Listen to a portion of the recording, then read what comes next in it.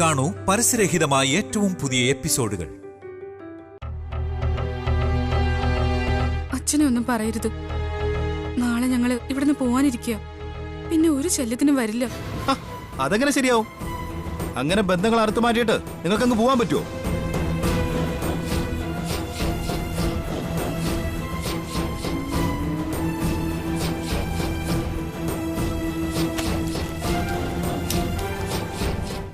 ഈ മാല അങ്ങ് കഴുത്തിലോട്ടിട്ടെ.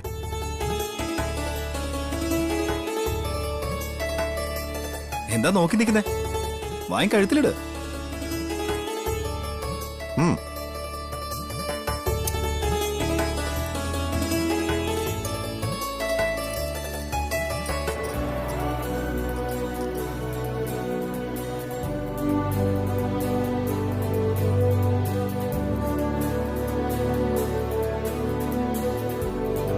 ഇനി ആ കൈ ഒന്ന് കാണിച്ചേ. പിടിച്ചടാ.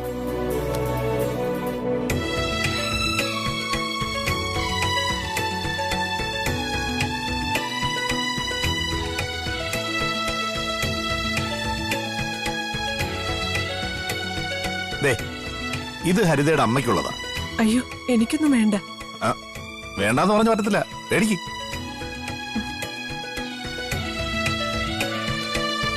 വാങ്ങിച്ചോ?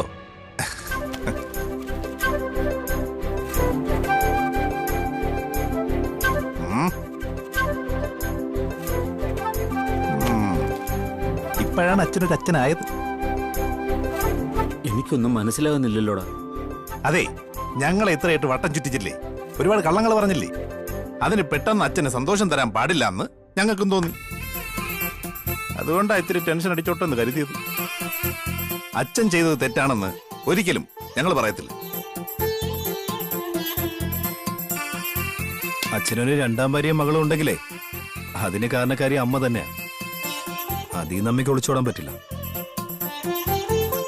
നിങ്ങളിപ്പോഴും അഭിനയിക്കുകയാണോ? ഞങ്ങളല്ല അഭിനയിച്ചത്. ഞങ്ങളുടെ അച്ഛനും അച്ഛന്റെ ഈ ഭാര്യയും മോളുവാ.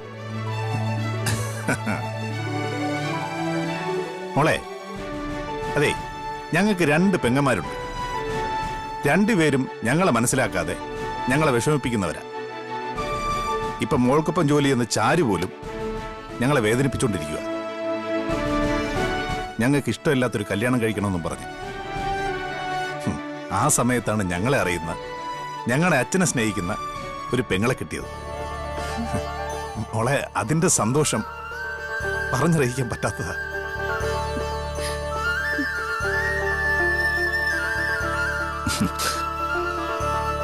അയ്യേ, എന്താ ഇത്? ഞങ്ങൾ അമ്മയോടാ നന്ദി പറയേണ്ടത്. ഞങ്ങളുടെ അച്ഛന് നല്ലൊരു ജീവിതം കൊടുത്തതിന്, മനസ്സമാധാനം കൊടുത്തതിന്. പറ്റിപ്പോടാ മക്കളെ. ജീവിതം അടുത്ത് എവിടെയെങ്കിലും നാട് വിട്ടു പോകാമെന്ന് കരുതിയപ്പോഴാ സുകന്യ ഒരു ചിത്തുരുമ്പായിട്ട് മുന്നിൽ വന്നത്. പിന്നെ ഇവക്കും മോക്കും, പിന്നെ നിങ്ങൾക്കും വേണ്ടിയാ ഞാനിവിടെ പിടിച്ചു നിന്നത്. അവസാനം എല്ലാം വലിച്ചെറിഞ്ഞിട്ട് ശാന്തിയും സമാധാനം കിട്ടുന്നിടത്തേക്ക് പോയി അല്ലേ? ഏതായാലും ഞങ്ങൾക്ക് അച്ഛനോട് ഒരു പിണക്കവും ഇല്ല. അതെ, ഈ സംഭവം നിങ്ങൾ രണ്ടാളും അല്ലാതെ മറ്റാരും അറിയരുത് കേട്ടോ. അതെന്താ അങ്ങനെ? അതല്ല, ദീപമോളൊന്നും ഇതൊരിക്കലും അറിയാൻ പാടില്ല. ദീപമോൾ അറിഞ്ഞാലും പൂജയെടുത്തി അറിഞ്ഞാലും സന്തോഷം കൊണ്ട് തുള്ളിച്ചാടത്തേ ഉള്ളൂ. കാരണം അവർക്കൊക്കെ അത്രയ്ക്ക് വെറുപ്പാ ഞങ്ങളുടെ അമ്മയെ. അമ്മയായതുകൊണ്ട് മാത്രം അച്ഛാ ഞങ്ങൾ ക്ഷമിക്കുന്നത്, എന്ത് കണ്ടാലും പോട്ടേന്ന് വയ്ക്കുന്നത്. എന്നാലേ അമ്മയുടെ അഹങ്കാരത്തിന് കിട്ടി തിരിച്ചടിയായത്. ഏതാണായാലും പെണ്ണായാലും ഒരു പരിധി കൂടുതൽ ശ്വാസം മുട്ടി കഴിഞ്ഞാലേ അവർ സ്വാതന്ത്ര്യം ആഗ്രഹിക്കും. അതിന്റെ ഫലം അമ്മയ്ക്ക് കിട്ടിയത്. പിന്നെ രണ്ടാളും ഇത്രയ്ക്ക് സീരിയസ് ആയതോ? അതിന്റെ കാരണം പറഞ്ഞല്ലോ. കൊള്ളത്തരം കാണിക്കുമ്പോ പെട്ടെന്ന് ആശ്വാസം കൊടുക്കുന്നത് ശരിയാണോ? ഞാൻ ചായ എടുക്കാം. ചായ മാത്രം പോരാ, കഴിക്കാൻ എന്തെങ്കിലും വേണം. എല്ലാം എടുക്കാം. എന്നാലേ ഞാനൂടെ അടുക്കള കയറാം. അങ്ങനെ ഇപ്പൊ അടുക്കള കയറണ്ട, ഇവിടെ വന്നാ മതി. എന്നാലും കൊള്ള ഗംഗാര, തീർത്ഥാടനം എന്നും പറഞ്ഞ് എല്ലാവരുടെ കണ്ണിൽ പൊടിയിട്ടല്ലേ?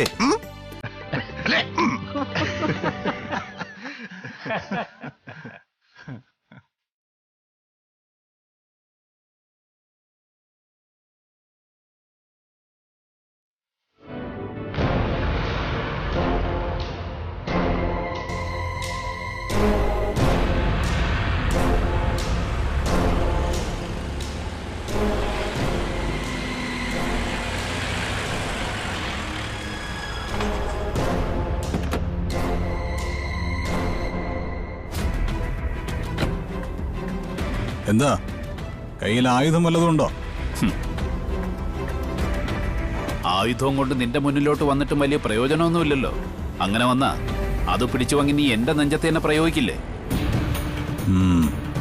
അല്ല, എന്നെ കണ്ടപ്പോ കാർ നിർത്തി വന്നുകൊണ്ട് ചോദിച്ചതാ. അല്ലെങ്കിൽ 100 വിട്ട് പോവല്ലോ. ഞാൻ കാർത്തി ഒരുപാട് ഉപദേശിച്ചു നോക്കി ഈ കല്യാണത്തിൽ നിന്ന് പിന്മാറാൻ. അവൻ സമ്മതിക്കുന്നില്ല. ഇനി നിനക്ക് ഈ കല്യാണം ഒന്ന് മുടക്കാൻ പറ്റൂ? താൻ ആരാ ഈ കാർത്തി എന്ന് പറയുന്നവന്റെ? അച്ഛൻ തന്നെയാണോ? എടോ, സദാനന്ദന്റെ മകൻ കാർത്തി എന്നാണല്ലോ ഇപ്പോഴും അവൻ അറിയപ്പെടുന്നത്. നാട് ഉറപ്പിച്ച സദാനന്ദൻ മുതലാളിക്ക് പിന്നെ എന്താടോ മകനെ തിരുത്താൻ ഇത്ര പാട്? മക്കൾ അച്ഛന് മുകളിൽ വളർന്നു കഴിഞ്ഞാൽ അവരെ തിരുത്താൻ പാടാ ജഗ. അതുകൊണ്ട് ഇനി നാട്ടുകാർ അവന്റെ ദേഹത്ത് കൈവെക്കണമെന്നല്ലേ? ശത്രു പെട്ടെന്ന് ലോഹ്യം കാണിച്ചടുത്തുകൂടിയാ പിന്നിൽ ചതിയുണ്ടെന്ന് കരുതണം. പ്രത്യേകിച്ച് തന്നെ പോലെ ഒരാള്. ജഗനൊന്ന് ചിന്തിച്ചു നോക്ക്, ഈ നാട്ടിലുള്ള എന്റെ നിലയും വിലയും. അങ്ങനെയുള്ള എനിക്ക് ഒരു ജയിൽ പുള്ളിയുടെ മകളെ കൊണ്ട് എന്റെ മോനെ കല്യാണം കഴിപ്പിക്കേണ്ട കാര്യം എന്താ? തന്റെ മോനും താനും ഞാനും ഒക്കെ ജയിൽ പുള്ളികൾ തന്നെയാ. നമ്മളാരും പുണ്യാളന്മാരല്ല. ആയിക്കോട്ടെ, എങ്കിലും കോടികൾ സ്ത്രീധനം തന്ന് എന്റെ മോനെ കെട്ടാൻ ആളുണ്ട്. നല്ല നല്ല കുടുംബത്തിലെ പെൺകുട്ടികൾ. അങ്ങനെ ഉള്ളപ്പോ അഹങ്കാരിയായ അമ്മയുടെ തനി പകർപ്പായ മകളെ എന്നെപ്പോലൊരാള് മരുമകളാക്കാൻ ആഗ്രഹിക്കൂ? ആ കല്യാണത്തിനന്ന് 2 കെട്ട് നടക്കുമല്ലേ? അതേപ്പറ്റിയൊന്നും എനിക്കറിയില്ല. അതെന്താ അറിയാത്തത്? ജയലാലിനെ കൊണ്ട് വേറൊരുത്തി കെട്ടിക്കണമെന്ന് ഏറ്റവും കൂടുതൽ ആഗ്രഹിക്കുന്നത് തന്റെ മോനല്ലേ? അതിനുവേണ്ടി അവൻ ഒരുപാട് സമ്മർദ്ദം ചെലുത്തുന്നുണ്ടല്ലോ. അവൻ അവന്റെ നിലപാടിൽ ഉറച്ചു നിന്നതോടെ ഞാനും അവനും തമ്മിൽ ചേരുന്നില്ല. ഈ ബന്ധത്തോടെ എനിക്ക് ഒരു താല്പര്യമില്ല. അതുകൊണ്ടാ ഞാൻ ജഗന്റെ സഹായം അഭ്യർത്ഥിച്ചത്.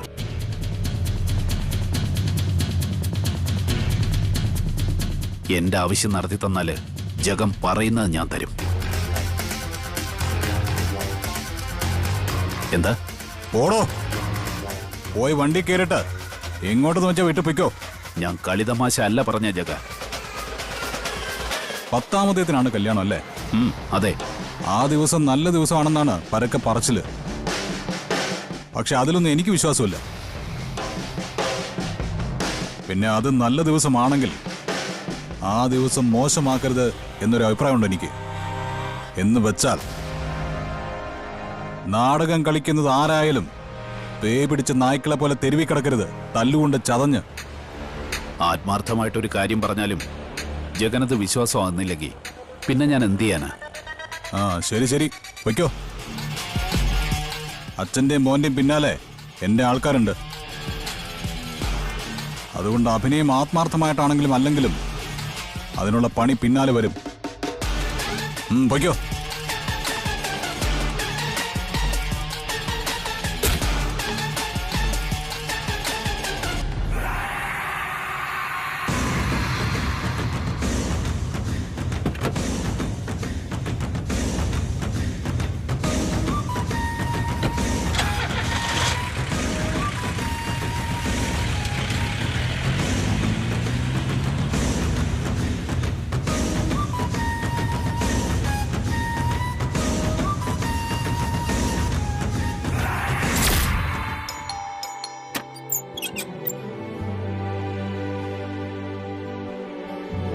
വാതിലടയ്ക്ക്.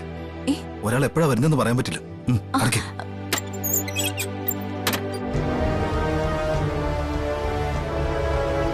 ഇൻവെസ്റ്റിഗേഷൻ പൂർത്തിയായി. എന്റെ സംശയം ശരിയായിരുന്നു. ശരിയായിന്ന് പറഞ്ഞ അച്ഛന്റെ സെക്കൻഡ് വൈഫാണ് സുകന്യ. അതായത് ഹരിതയുടെ അമ്മ. എന്നെക്കാൾ കൂടുതൽ എന്റെ അച്ഛനെ വിശ്വസിച്ചത് ദീപയാ. അതുകൊണ്ടാണ് താൻ അച്ഛൻ അങ്ങനെ ഒരു റിലേഷൻ ഉണ്ടാവില്ലെന്ന് പറഞ്ഞത്. ജയലാലിന്റെ അച്ഛൻ അത് സമ്മതിച്ചോ?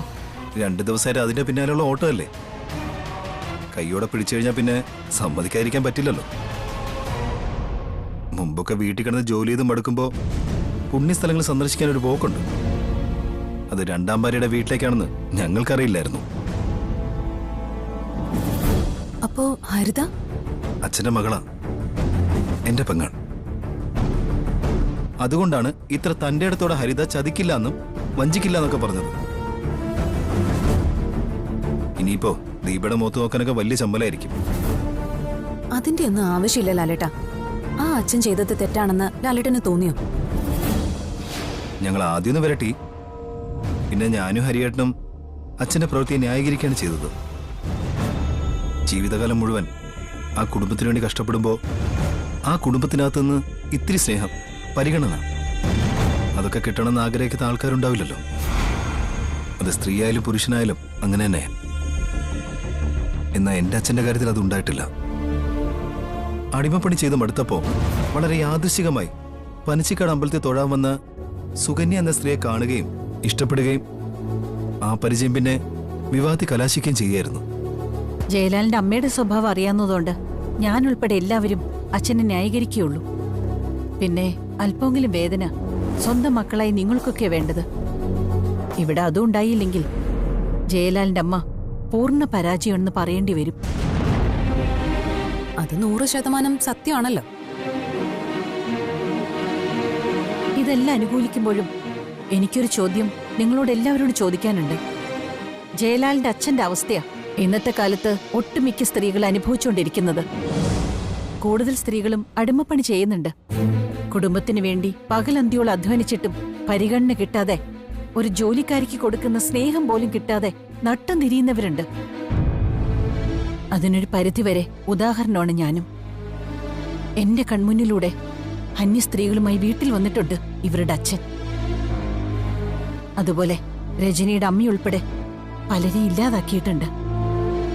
അങ്ങനെയുള്ളപ്പോൾ ജയലാലിന്റെ അച്ഛൻ ചെയ്തതുപോലെ യാതനകളും വേദനകളും അനുഭവിക്കുന്ന ഒരു സ്ത്രീ ഭർത്താവിന്റെ സ്വഭാവദൂഷ്യം സഹിക്കാൻ വയ്യാതെ മറ്റൊരാളെ സ്നേഹിച്ചാൽ, വിവാഹം കഴിച്ചാൽ അത് നിങ്ങൾക്കൊക്കെ അംഗീകരിക്കാൻ പറ്റുമോ?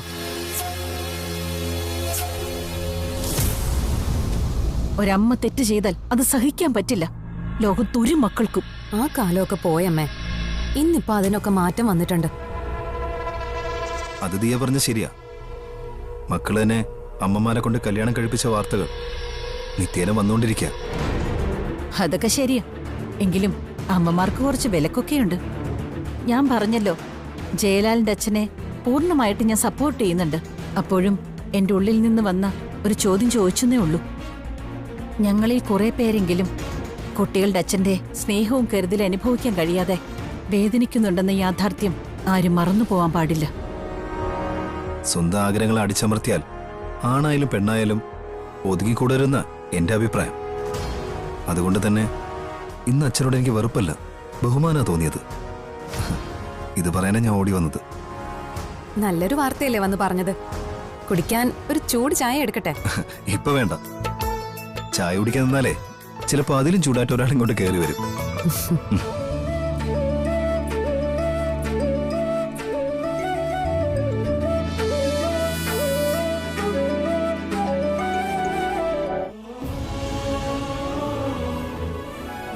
സത്യം പറയാലോ, അങ്ങേരാണ് ഇപ്പൊ എന്റെ ഹീറോ.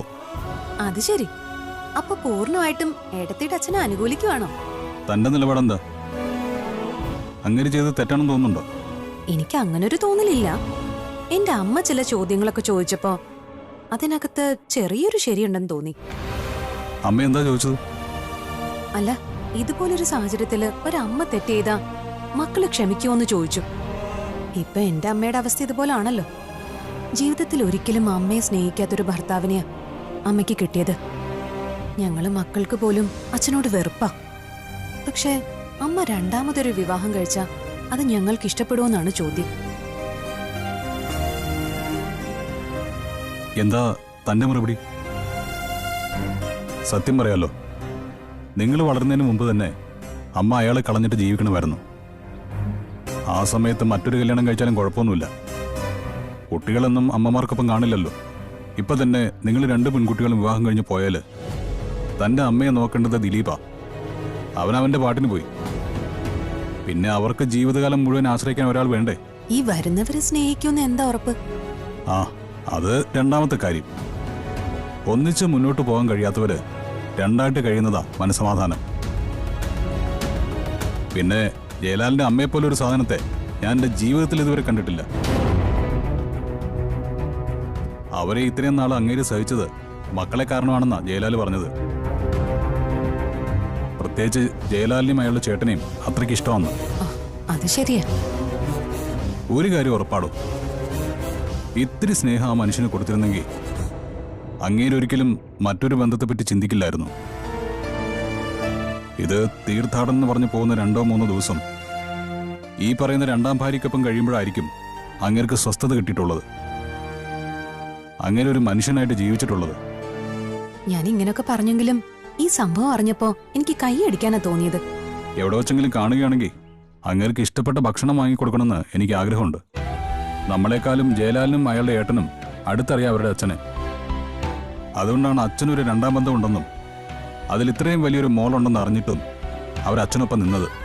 എന്ന് മാത്രമല്ല, ഇനിയിപ്പോൾ ആ കുട്ടിയുടെ കാര്യമില്ല ജയനും അയാളുടെ ഏട്ടനും ഏറ്റെടുക്കില്ലേ? അത് പിന്നെ പറയണം. 2 അനിയത്തിമാരുണ്ട് അവർക്ക്. പക്ഷെ 2 പേരും അമ്മയെ അനുകരിച്ച് ജീവിക്കുന്നവരാ.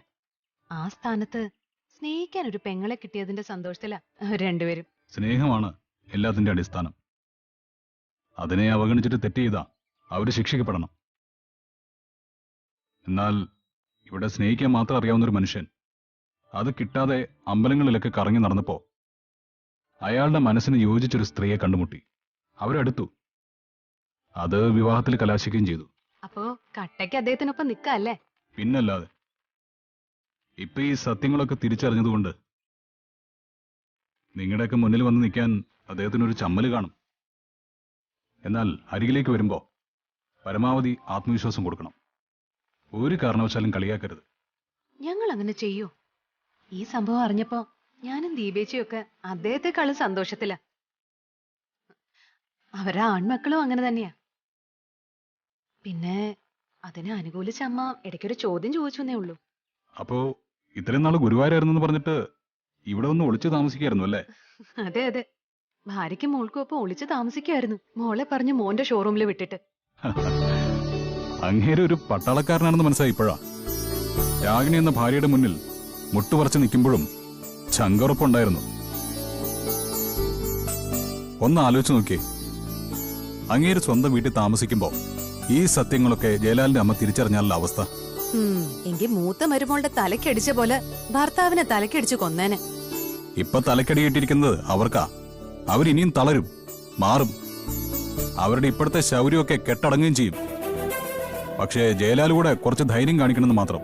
ലാലേട്ടൻ ധൈര്യം കാണിച്ചാ മിക്കവാറും അവരവരുടെ ദേഹം കത്തിക്കും. കത്തിക്കെട്ടെന്നേ. ഇങ്ങനെയുള്ളവരൊക്കെ എന്തിനാ ജീവിച്ചിരിക്കുന്നത്? മനുഷ്യന്റെ ഗുണമില്ലാത്തവരെല്ലാം മരിക്കണം. അല്ല, വീട്ടിലേക്ക് വരുന്നോ? എപ്പോഴെപ്പോഴും കയറി വരുന്നില്ല. ഇപ്പൊ വന്നിട്ട് കുറെ ദിവസം ആയല്ലോ. അമ്മ തിരക്കുന്നുണ്ട് കേട്ടോ. ആ, എന്നാ പിന്നെ വന്നു കളയല്ലേ? എന്നാ പിന്നെ പോവാം.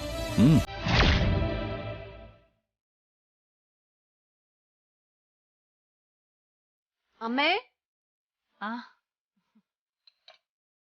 ഫ്രണ്ട് ഡോറ് തുറന്നിട്ടിട്ടാണോ അടുക്കളയിൽ പോയി നിൽക്കുന്നത്? ഇവിടേക്ക് ആരെങ്കിലും കയറി വന്നാലും എടുത്തോണ്ട് പോകാൻ ഒന്നുമില്ല. അതുകൊണ്ടാ ധൈര്യമായിട്ട് ഡോറൊക്കെ തുറന്നിട്ട് ഞാൻ അടുക്കളപ്പണിയൊക്കെ ചെയ്യുന്നത്. എന്തൊരു ചൂടാ. അതുകൊണ്ടാ വാതിലും ജനലൊക്കെ തുറന്നിടുന്നത്. അമ്മയെ കാണാൻ ഒരാള് വന്നിട്ടുണ്ട്. കേറി വാ.